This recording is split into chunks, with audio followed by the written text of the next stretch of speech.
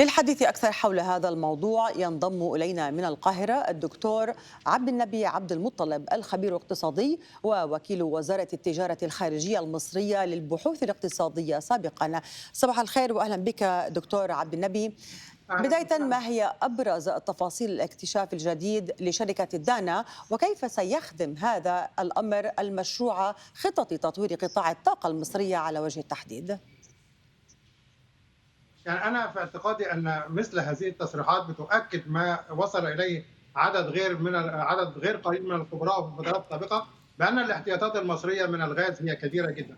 وأنا في اعتقادي أن هذا الإعلان وهذا الاتفاق سوف يساعد بشكل كبير جدا على زيادة استخراج واستكشاف الغاز، بما يمكن الحكومة المصرية من تحقيق نسبة كبيرة من الاكتفاء الذاتي، وربما العودة إلى التصدير كما كان في عام 2000، كما حدث في عام 2005، وأن تتمكن مصر من الاستغلال الأمثل لمواردها. نعم، طب بعيدا عن هذا المشروع دكتور، ما هي أهم الاستثمارات المصرية في قطاع الطاقة؟ يعني ما الذي تهدف إليه هذه الاستراتيجية المصرية في هذا المجال بالتحديد، خصوصا أن نتحدث مع التغيرات العالمية الأخيرة التي فرضتها المنطقة حرب إيران الأخيرة تحديدا؟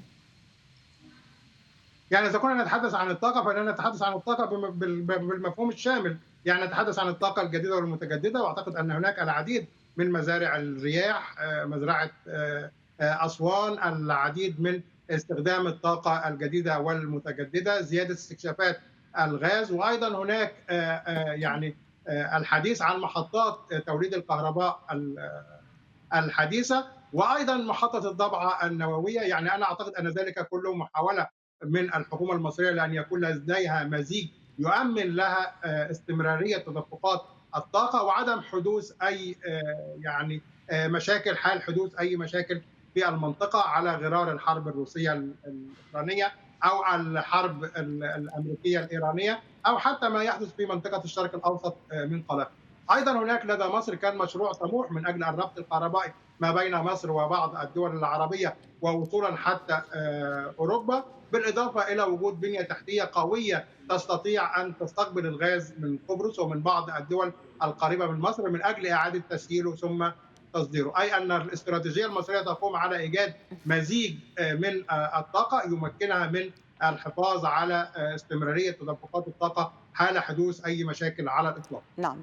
طب إذا ما تحدثنا عن استراتيجية إنتاج الغاز في مصر دكتور، ما هي أهم أهداف هذا المشروع، ومتى من المتوقع أيضا أن يتم بلوغها؟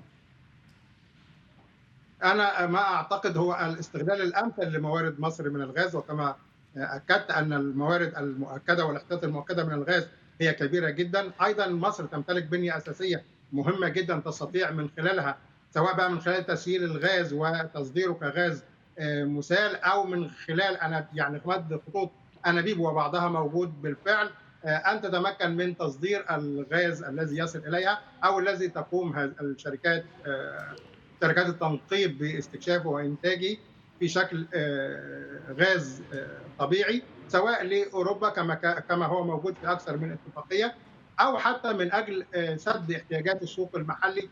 ويعني تحقيق الذاتي بشكل كامل. إذا أنت تفضل. برأيك أنها تستطيع أن تحقق الاكتفاء الذاتي هذه المشاريع كلها بالنسبة لمصر دكتور، خصوصا مشاريع الغاز أتحدث هنا؟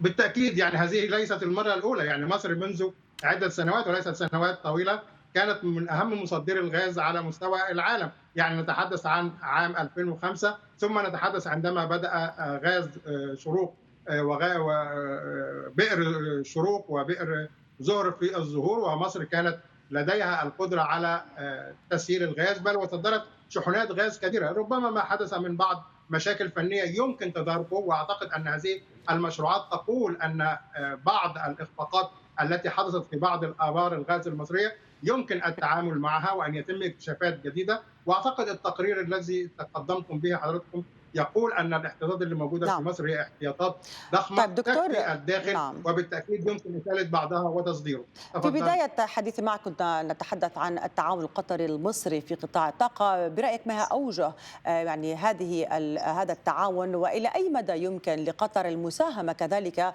في تعزيز هذا القطاع في داخل مصر؟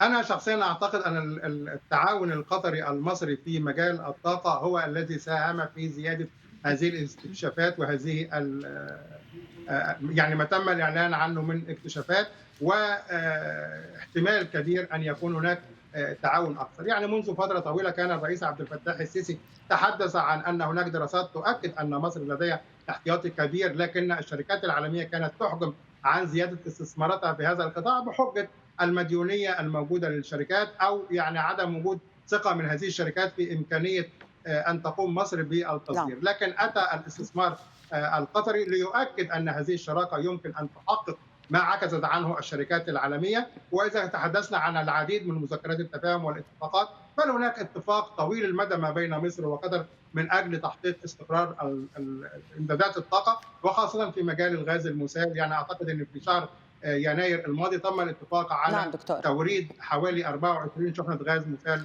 من قطر إلى مصر.